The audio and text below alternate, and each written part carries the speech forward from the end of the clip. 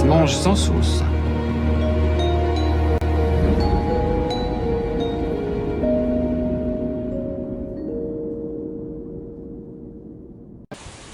Bien, alors les entrées de porte de la voiture sont peints, les intérieurs de porte de la voiture sont peints, donc 4 portes, une voiture, et j'ai commencé à réunir un peu tout le bazar que j'avais essayé, que j'avais testé. Donc là, il y a les lève-vitres, alors j'ai dû en retrouver un d'occasion, on se souvient qu'il y en a un qui foirait.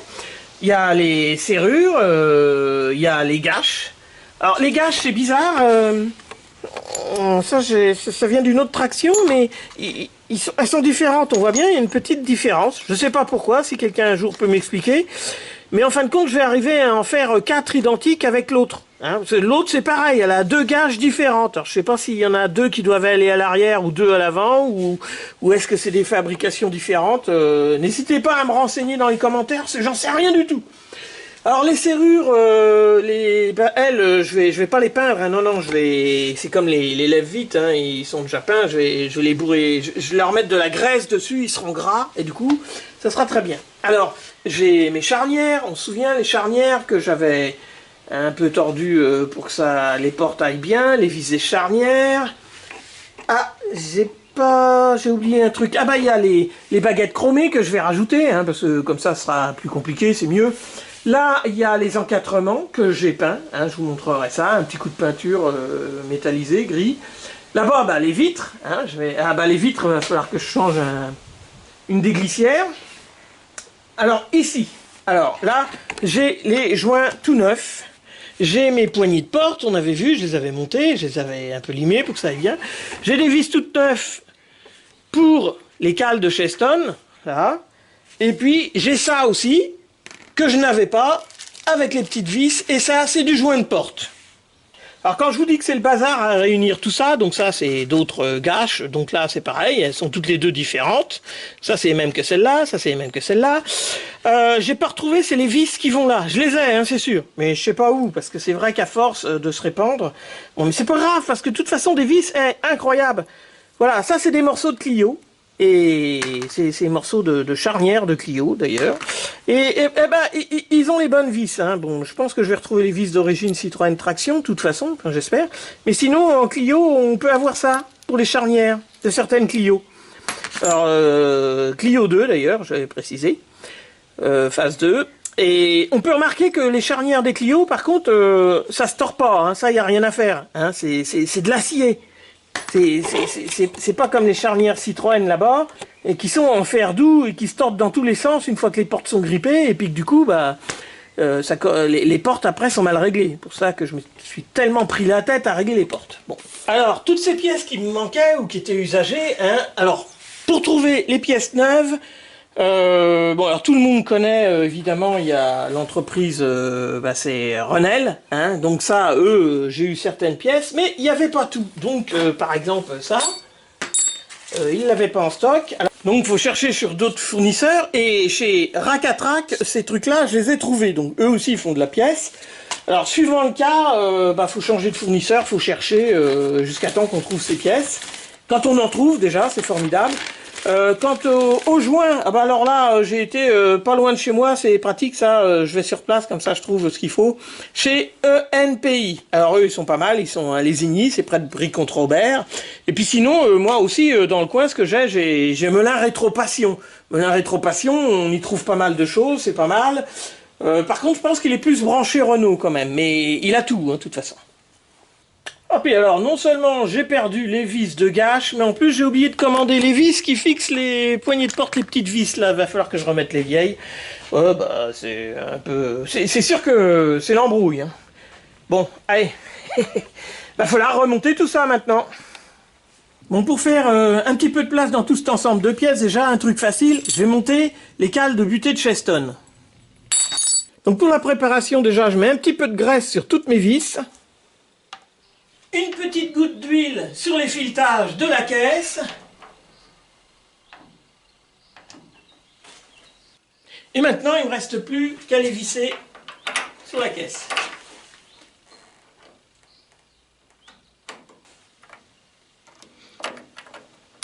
Voilà. Ça, c'est pas trop compliqué. J'en ai 8 à faire comme ça.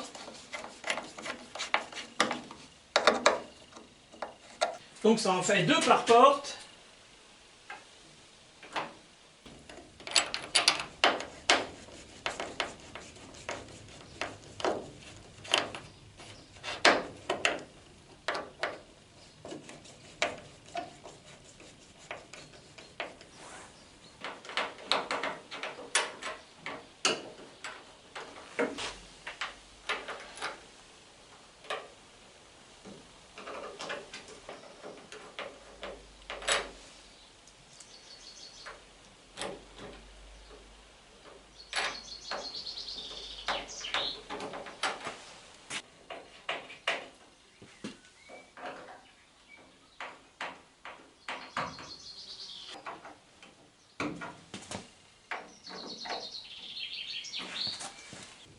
Bon, j'ai été sur l'autre traction rechercher une gage de porte, ça m'en fait 4 identiques, et j'en ai 4 autres comme ça que je pourrais mettre sur l'autre traction. Et puis en cherchant ça, bah tiens, j'ai trébuché sur les vis de fixation en même temps, donc impeccable. Alors par le fait, il y en avait 2 déjà que j'avais brossé, bon bah les 2 autres...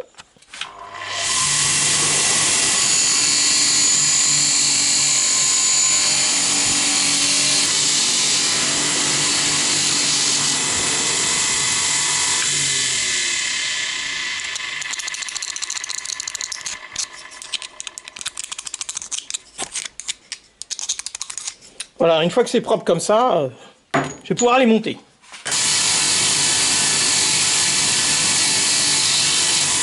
Alors pareil, un nettoyage des vis. Alors, graissage des vis. Hein. Alors comme d'hab, hein, huilage, fixation sur la caisse. Et puis remontage. Alors des 4 gâches, portières. Alors, je ne les serre pas, hein, c'est pas la peine. Parce que après j'ai du réglage. Donc je les approche juste comme ça.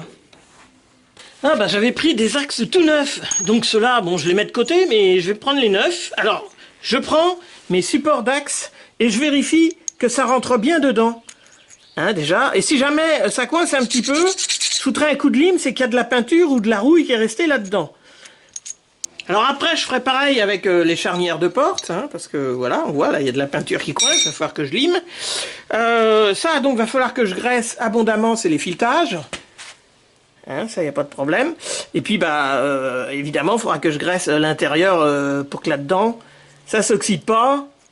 Alors, une fois mes pièces graissées, hop, je ressors mon super plan que j'avais fait. Là, on voit bien, cette pièce-là, par exemple, elle a un coup de poinçon ici. Ça veut dire qu'elle correspond à celle qui va en bas, à droite de la voiture. Alors ça, normalement, je n'avais pas besoin de le faire, hein, parce que normalement, c'est toutes les mêmes pièces. Je pense que c'est interchangé, ça ne change rien. Mais j'ai préféré les repérer pour que mes réglages de porte tombent vraiment bien. Hein, mais bon, ça, c'est... Je pense pas que ça soit obligatoire à faire. Bon, j'équipe mon super d'axe avec une de ces fameuses grosses rondelles, spéciale Citroën. En bas, à droite, avec le coupe-poinçon en avant, ça va ici. Pour le fixer derrière, une large rondelle, une rondelle éventail, et puis un écrou de clé de 16. Donc la large rondelle, la rondelle éventail, l'écrou,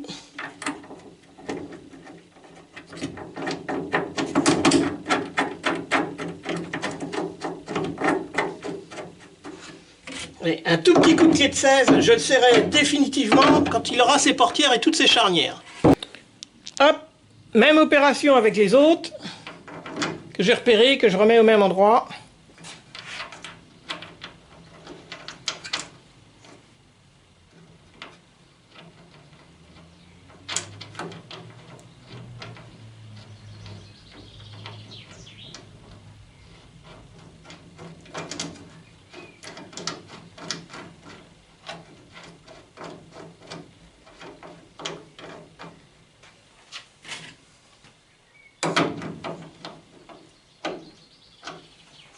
Bon allez, pareil pour le côté gauche.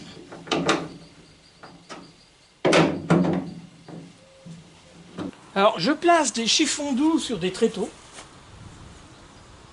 Et j'y place les 2 portières droites de ma voiture. Et grâce à mon super plan et les numéros que j'ai mis sur mes charnières, ça c'est la numéro 2. La numéro 2 elle va là, ça c'est la numéro 1 elle va là. la numéro... ça doit être 4. 1, 2, 3, 4. La numéro 7 et là, la numéro 8. Après, il y avait des cales de réglage. Alors, ça, c'est la cale numéro 4 qui va au 4. Ça, c'est la cale 2, ça va ici. Et là, j'ai la cale 1, 2, 3, 4, 5, 6 qui va ici. Allez, je prépare 3 vis bien graissées, des rondelles. Comme d'habitude, une petite goutte d'huile. Ainsi numérotée, la numéro 5, là, je vais pouvoir placer mes charnières de porte exactement à l'endroit où elles étaient.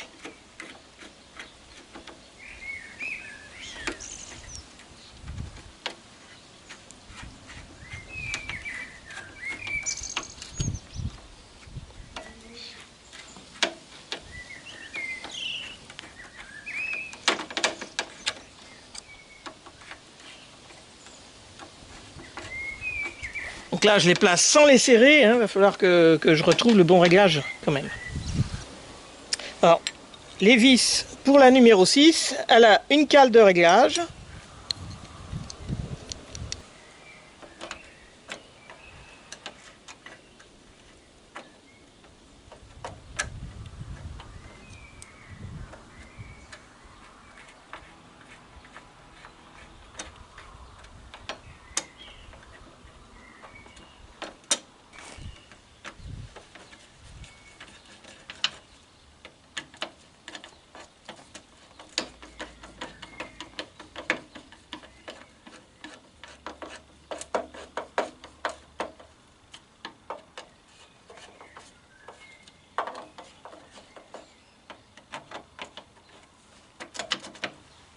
Là, je vais placer la numéro 7.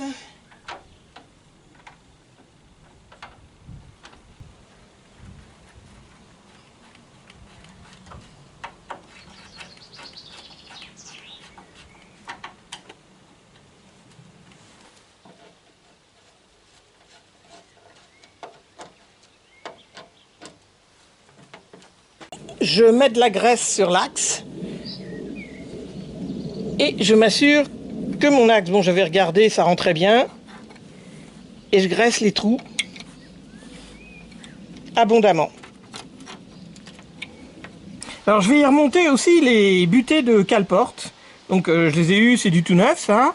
J'ai préparé, c'est mes petites cales, je les ai peintes. Alors les vis c'est pareil, j'en ai eu des neuves, hein, j'ai pas trop embêté avec les vieilles. Donc je mets mes vis que j'ai abondamment graissées. La petite cale. Voilà. Alors, comme d'habitude, une goutte d'huile. Et je monte ma butée.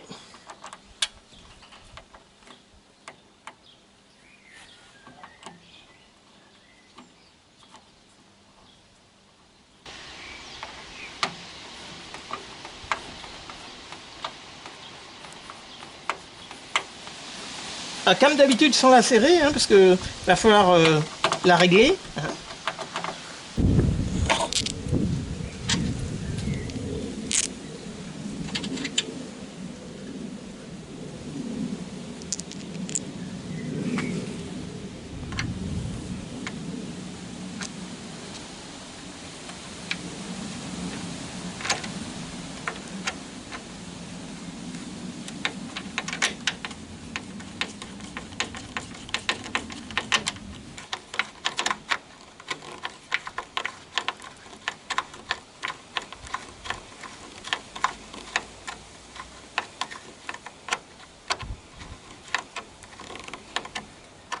Alors c'est dur parce que ça coince avec la peinture que j'ai mis, hein, parce que j'ai un petit peu chargé, je dois reconnaître.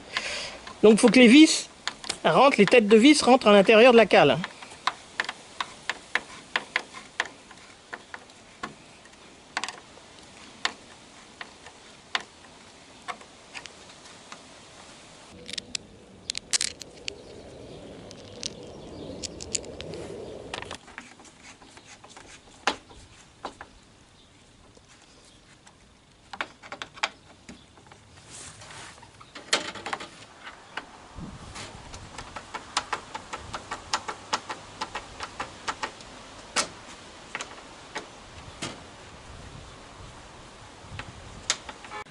Bon, alors là, dans le cas présent, la première porte à placer, c'est la porte avant.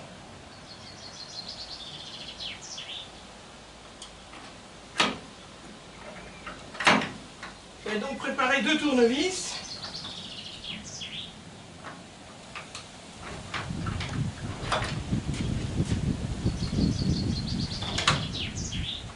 Voilà, il va tenir la porte pour l'instant comme ça. Bon, alors par précaution, je vais attacher la porte ici.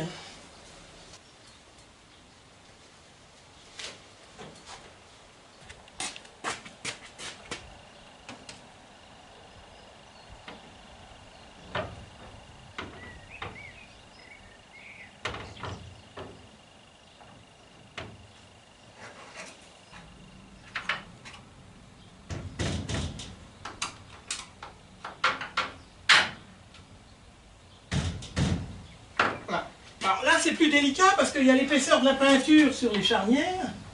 Donc évidemment, ça rentre un peu moins bien. Je vais faire comme ça. Voilà. Dès que je peux, je commence à mettre mon guide. Ouf, les 2 portes sont placées, pas avec leur axe, mais pour l'instant, c'est placé avec des tournevis comme ça.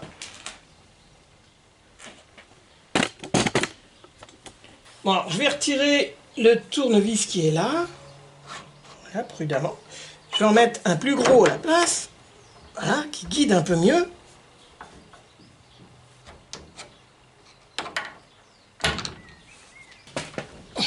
Voilà. Là, j'ai réussi à faire passer une clé Allen, là.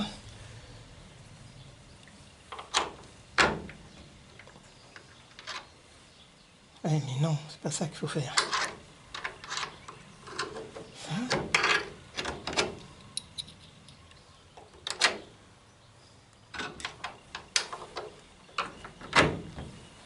Voilà, de plus en plus large, et après, l'axe d'origine, enfin, un axe tout neuf.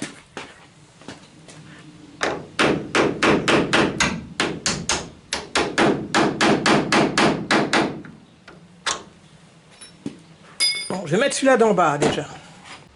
Bon, alors en bas, je peux retirer le tournevis sans problème. Je commence à glisser, c'est l'axe. Je commence par une clé Allen assez petite qui va guider un peu tout ça. J'en mets une plus grande.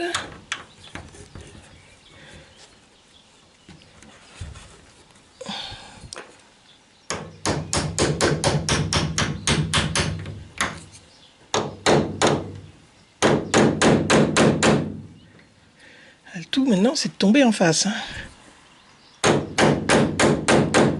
Bien, alors je voulais pas en arriver là, mais on voit bien les angles sont plutôt vifs en haut là sur mon bout d'axe. Eh bien moi,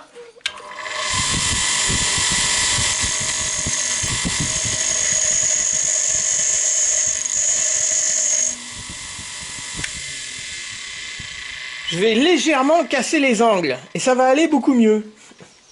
Par le fait, je viens de meuler l'axe en conique, parce que l'ennui c'est qu'il était tout droit, donc évidemment c'est pas évident.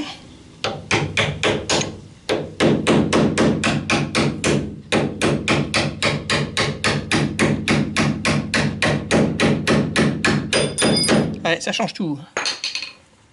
Alors du coup, j'ai remis ma clé Allen en dessous et j'ai remeulé celui-là en conique aussi. Plus facile.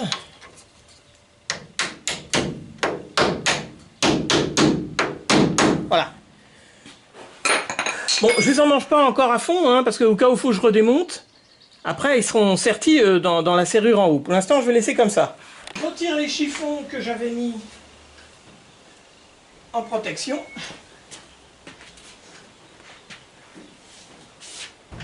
Maintenant, il va falloir que je fasse le réglage des cales de butée et puis de visser correctement les charnières.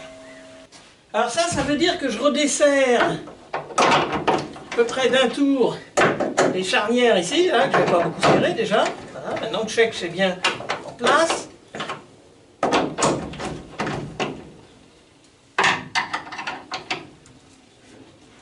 Je donne un coup de serrage.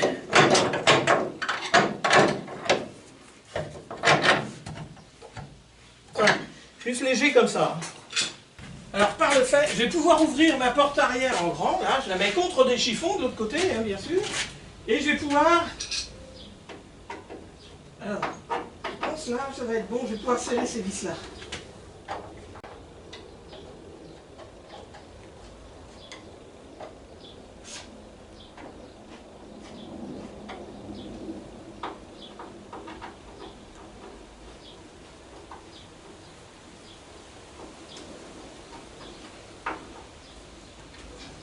Je referme la porte. Voilà, et je vais regarder comment ça tombe pour ma porte arrière. Voilà. Ah, bon, oui. Bah, je vais laisser comme ça, je pense. Hein, voilà. On est bien dans la ligne. Impeccable. Donc, ce que je vais faire... Allez, je rouvre la porte en grand. Je la mets contre les chiffons. Et je vais pouvoir bloquer définitivement les boulons de mes charnières.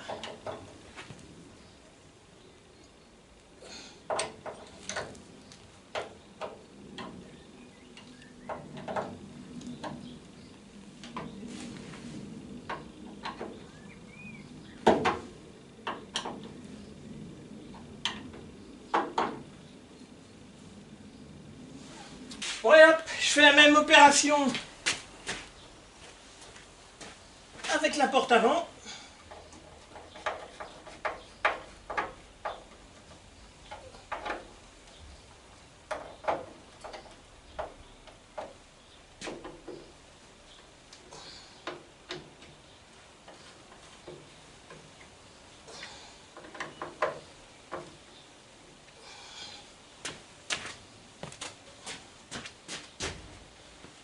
C'est-à-dire qu'une fois que j'ai un peu serré les vis, pour voir ce que ça donne, je regarde là, c'est pas trop mal. Ah, là par contre je pense qu'il faut que je rentre la porte vers l'intérieur. Il faut que je redesserre les trois vis là, et que je la re-rentre à l'intérieur.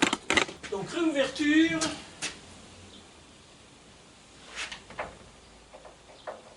On desserre.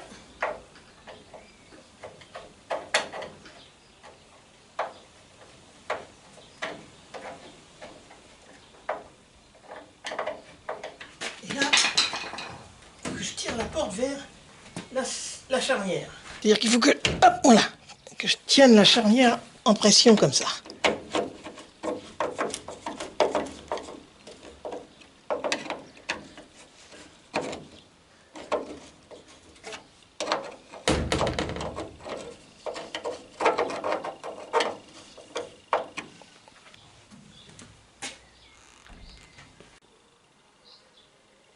Bon, bah, je vais laisser comme ça n'a pas l'air trop mal.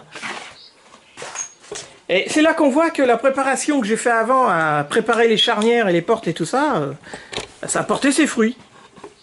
Alors ce que je remarque maintenant, de toute façon, c'est que pour la porte arrière, bah, pas de problème. Une fois que j'aurai mis la serrure, voilà, on voit bien, ça va fermer ici. Et les butées de Sheldon, les butées de Cheston, elles rentrent bien, impeccables, et elles vont bien caler la porte.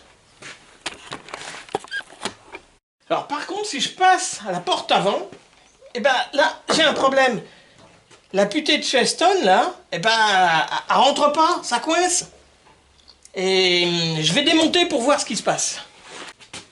Allez, hop, je redémonte ma butée de porte. Ah, bah apparemment, c'est le double écrouquage qui est derrière qui n'arrive pas à rentrer par là. Je vais aller voir à l'intérieur de la porte.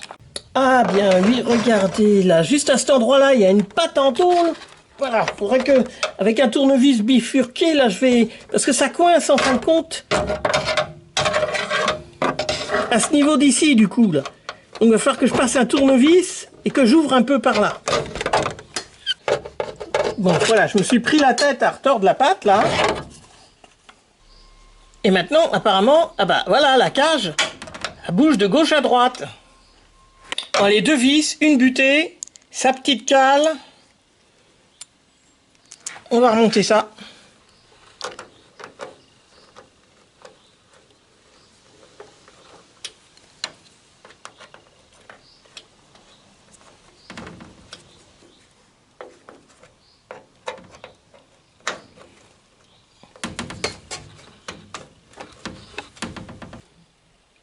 Ah bah oui, voilà, ça change. Ainsi, comme ça, je peux fermer la porte.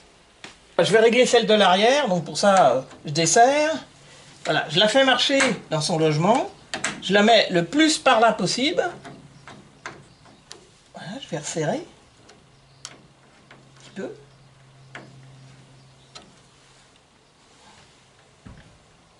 Voilà, elle va prendre sa place.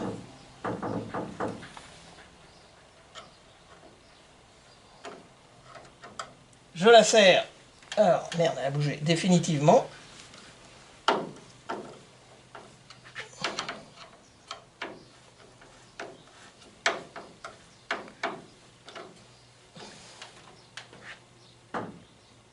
Voilà. Je vais faire pareil en bas. Alors, je desserre les vis de ma butée. Elles sont pas trop serrées, ça va. Voilà, je la mets le plus par là que possible. Je les resserre un petit peu.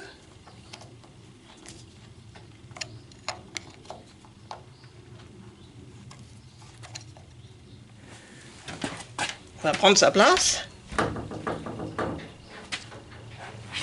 Et maintenant, il faut que je coince ça comme ça.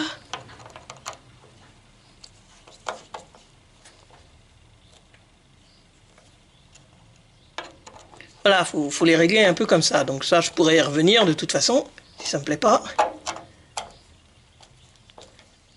Voilà, comme ça, les portes sont coincées dans la caisse. Bon, la prochaine étape maintenant, ça va être de monter les serrures avec les poignées de porte. Parce que si on commence par les vitres, après on va être embêté pour monter les serrures. À mon avis, il faut d'abord monter les serrures, il faut faire ça dans cet ordre-là, et après les vitres et les lève-vitres. Alors, il faut savoir que les serrures arrière ont une grande tirette de frise. Les serrures avant ont une petite tirette de frise. Bon, déjà, là, on peut pas se tromper. Ce qu'il faut savoir d'autre, c'est que quand elle est sortie, la traction avant, en fin de compte, il n'y avait qu'un seul barillet pour entrer dans la voiture. Enfin, les deux de coffre ou un de coffre à l'arrière, mais pour les 4 portes, il n'y avait qu'un seul barillet. Et c'était à la porte avant droite. Alors pourquoi? Eh ben sûrement parce que comme ça, le chauffeur descendait de la gauche, verrouillait sa porte de l'intérieur en sortant.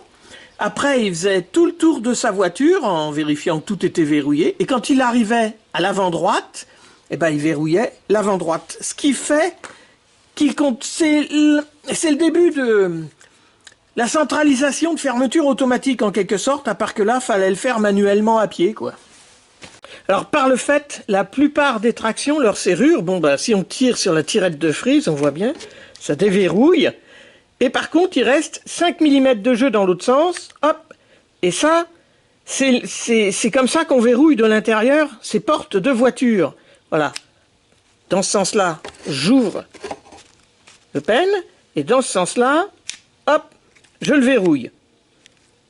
Alors cela, évidemment, sauf pour la serrure avant droite, puisque la serrure avant droite, on doit la verrouiller de l'extérieur par le barillet, c'est-à-dire le barillet va être libre. Alors là, on voit bien, il y a juste de quoi, voilà, ouvrir le pen, mais par contre, c'est bridé, il n'y a pas de verrouillage, on ne peut pas verrouiller la serrure de l'intérieur.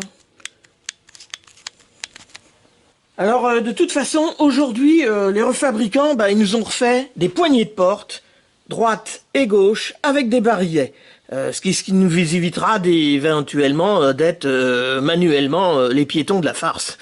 Donc une serrure de traction, c'est tout simple, hein. Pour ouvrir la porte de l'intérieur, on actionne la poignée et on tire sur la tirette de frise, et on voit bien, ça fait rentrer le pen à l'intérieur. Et de l'extérieur, on prend la poignée de porte, et voilà. On voit bien la stergo ici, là, qui marche avec... Eh ben, si je veux verrouiller, par contre, ce que je fais, je pousse la tirette de frise, et là, du coup, l'ergot est bloqué, et je ne peux plus ouvrir la porte. L'ergot est débloqué. Maintenant, si je veux faire pareil avec ma serrure avant droite, qui, elle, a pour ainsi dire ce système de verrouillage, mais qui ne marche pas, c'est-à-dire que là, on voit bien, si je prends... Voilà, j'ouvre, la tirette de frise, c'est pareil, j'ouvre. Mais de l'autre côté, voilà, j'ai un blocage ici, là. qui m'empêche de verrouiller. Donc j'ai pas de verrouillage de ce côté-là. Bon, alors comme je vais mettre des serrures, des barillet des deux côtés, je vais essayer de modifier ça pour que justement je puisse verrouiller. Il n'y a pas grand-chose à faire, il y a un tout petit bout de ferraille à virer et c'est tout. Alors le tout petit bout de ferraille à virer, donc pour ça je vais vous montrer, j'ouvre le pen, je tire la tirette de frise et juste à cet endroit-là, là, on voit bien ici, là. Ici il y a un petit ergot, et ben c'est lui qui empêche le verrouillage de se faire. Donc il faut que j'arrive à virer ce petit 5 mm de bout de ferraille ici, là. Alors pour faire ça, ce que je vais faire, je vais ouvrir la porte, le pen, je vais tirer et je vais coincer avec une pincetto à ce niveau-là.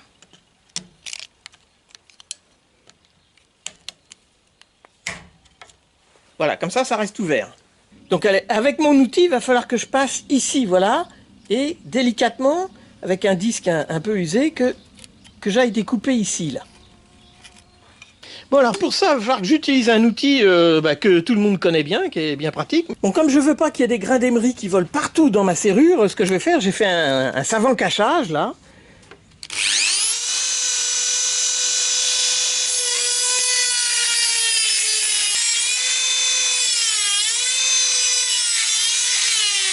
Alors là, on voit bien, j'ai fait une sérieuse entaille, une sérieuse amorce. Il faut que je vire ce petit bout de métal qui est là, voilà. Voilà. Et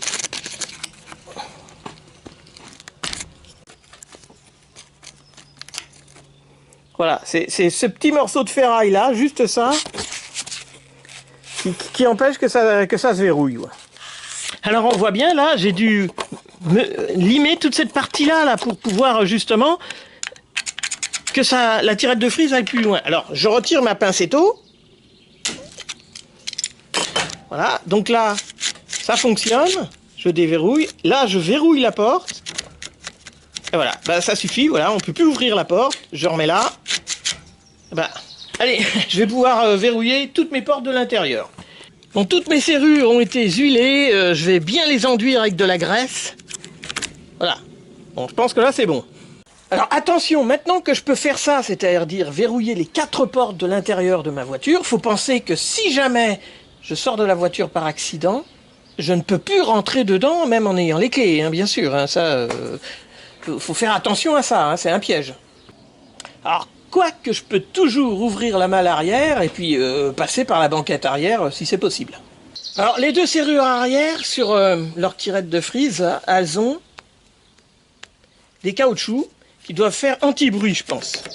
Bon, alors, comme c'est dans un état lamentable, j'ai trouvé ça, c'est des vieux bouts de tubes en plastique. Voilà, en les pliant, voilà, ça fera très bien l'affaire. Et bien voilà, il y est. Bon allez, je mets un chiffon. J'ouvre ma porte. Bon, j'ai graissé 3 vis, des vis de serrure, hein, sont assez spécifiques, hein, les vis de serrure. Et maintenant, je vais rentrer dans ma porte la serrure arrière droite.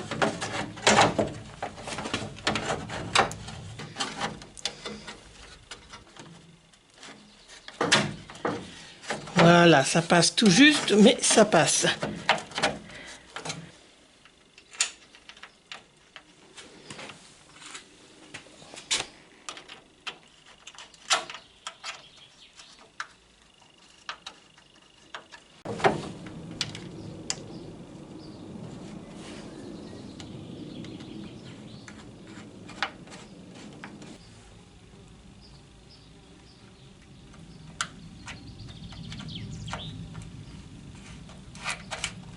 Alors maintenant que la serrure est en place et que les vis sont mises, je peux d'abord rapprocher les deux là.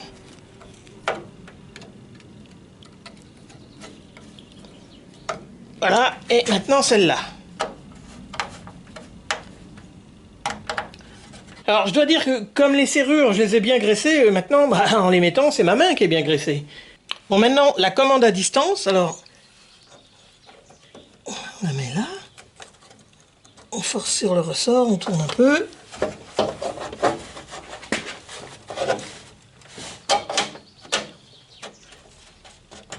Je Je mets les 3 vis. Maintenant, je peux les serrer.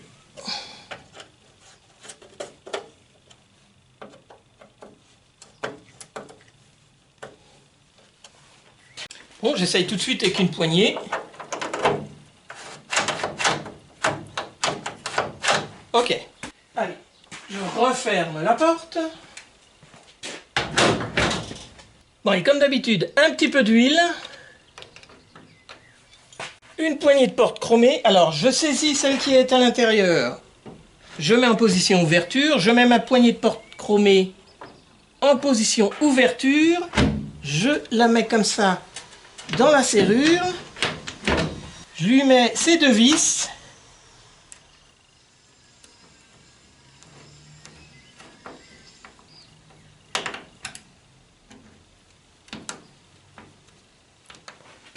Allez, hop, un petit coup de chiffon.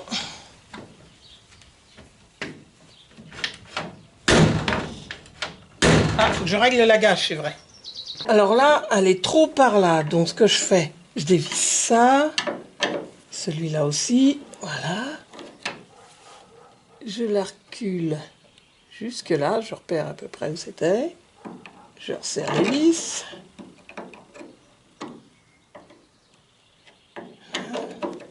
Celle-là aussi. Voilà, on va réessayer.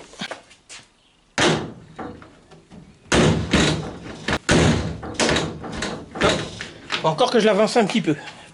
Bon, pour l'instant, quand je verrouille, je suis toujours sur le premier cran. Alors, je redéfais encore une fois mes vis.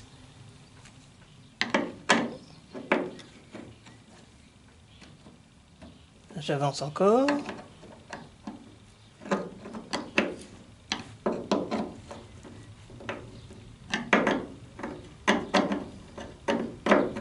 Voilà, on va essayer jusqu'à temps qu'on tombe au bon endroit. Ah bah, voilà. Premier cran, deuxième cran, la porte est fermée.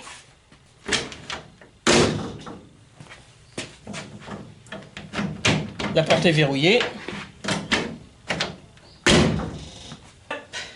On va faire pareil pour la porte avant droite. Alors, une serrure bien graissée, une commande à distance, une poignée de porte, 6 vis. J'engage ma serrure.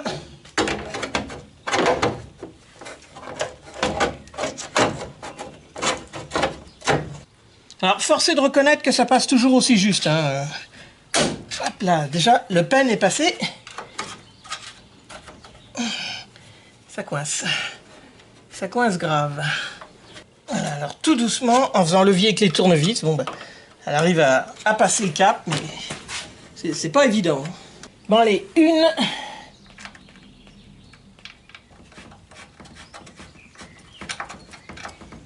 La deuxième.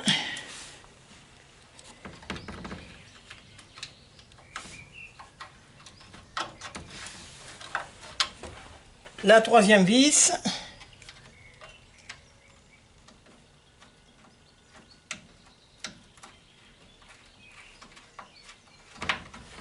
Maintenant que tout est en place, un bon coup de serrage.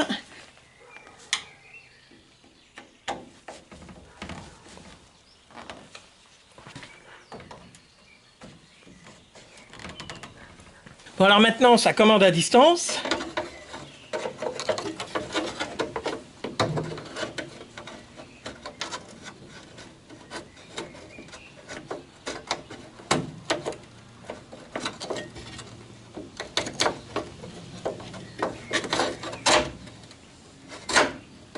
Les 3 vis.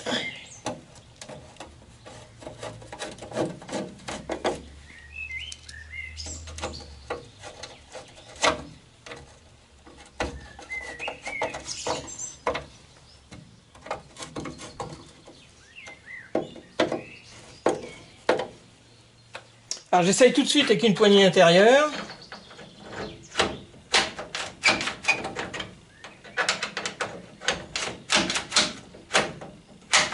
Je ferme la porte. Comme d'habitude, hein, une petite goutte d'huile. À ouverture par l'intérieur de la porte, je présente ma poignée chromée en position ouverture. Ok. Deux petites vis qui sont déjà bien graissées.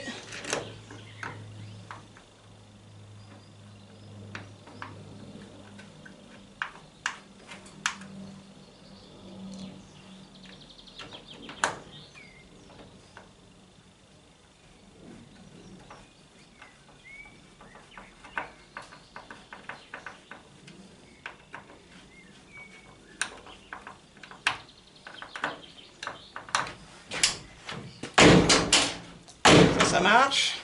Ouverture de l'intérieur.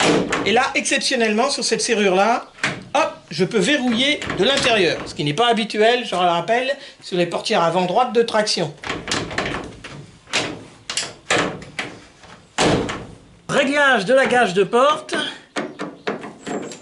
Voilà, on va la mettre comme ça.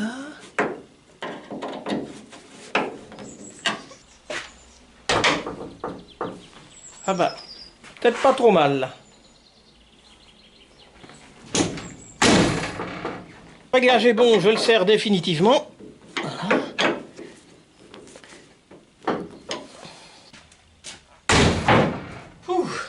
Ben, ça aura bien avancé. Bon, maintenant pour ma porte arrière, je vais commencer à y fixer, c'est le joint d'étanchéité qui se place ici. Alors, la première chose que je remarque, c'est qu'il y a ça qui va me gêner, c'est-à-dire ce que j'ai mis là, les butées de cale, de porte. Il va falloir que je le dévisse un peu et que je le sorte, sinon je pourrais pas passer mon joint. Bon, bah ça, de toute façon, c'est pas compliqué à mettre, à retirer, et c'est pas un problème. Alors, la deuxième chose que je remarque, c'est que mon joint, bon, apparemment, il a un sens, donc il faut que je le mette dans ce sens-là, pour qu'il aille vers l'intérieur de la voiture et qu'il aille se plaquer contre la caisse. Bon, après, pour le mettre, je pourrais, voilà, comme ça, ça rentre tout seul. Mais, en fin de compte, ce que je vais faire, vu qu'à cet endroit-là, c'est là que c'est le plus ouvert dans le virage, alors, je vais enduire mon joint avec de la graisse silicone. Enfin, juste ces endroits-là où ça doit glisser dans la glissière de porte, prévue à cet effet. Et après, en partant du virage, là, voilà, comme ça, hein, bah, le joint, en fin de compte, voilà, avec la graisse silicone, voilà, il se glisse tout seul. Voilà, puis je vais le faire descendre comme ça. De toute façon, même s'il sort de là, il se remet tout seul. Dans le virage, là, ça va tout seul. Donc, le tout, c'est de le descendre en bas. Donc voilà, là, je l'ai fait passer jusqu'en bas pour la porte arrière, là. Et maintenant, je vais le reprendre, comme ça, voilà. De cette manière, je vais le couper ici.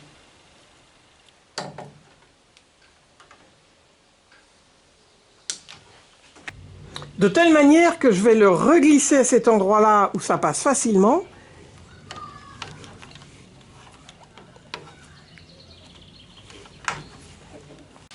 Voilà, et je vais le faire glisser comme ça, jusqu'ici. Voilà, parce qu'ici c'est légèrement pincé pour que ça le maintienne justement.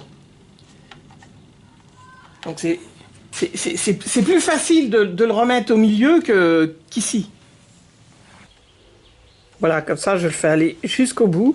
Ici au milieu je sais qu'il va rentrer. Si jamais, ça, là ça rentre tout seul, sinon je prends un petit bout de bois comme ça que j'ai légèrement mis en biseau. Et voilà pour le joint.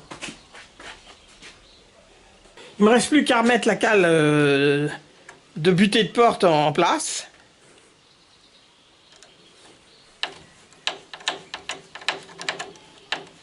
Allez, la serrer à peine pour la régler.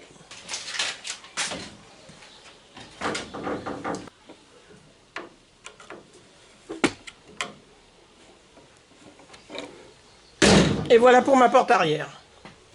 Allez, je mets le joint pour la porte avant. Bon, alors ce qui est terrible pour la porte avant, c'est qu'il va falloir que je retire, c'est les deux cales qui sont sur la porte. Voilà, je les mets toutes les deux comme ça. Et pareil, une fois que j'ai graissé mon joint, à cet endroit-là, dans le virage, là, je sais que ça se glisse tout seul. Ça rentre tout seul, c'est là que c'est le plus ouvert. Donc je balance mon joint comme ça.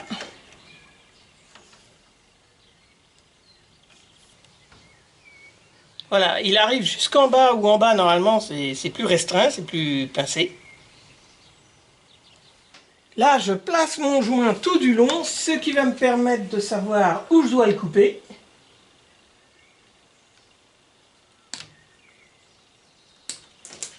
Je lui mets un tout petit peu de graisse silicone.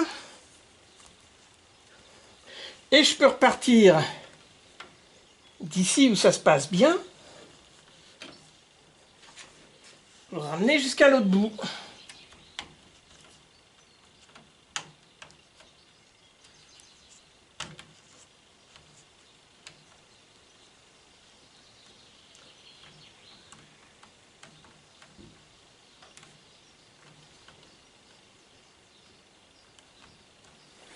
Allez, je refixe mes deux cales Cheston.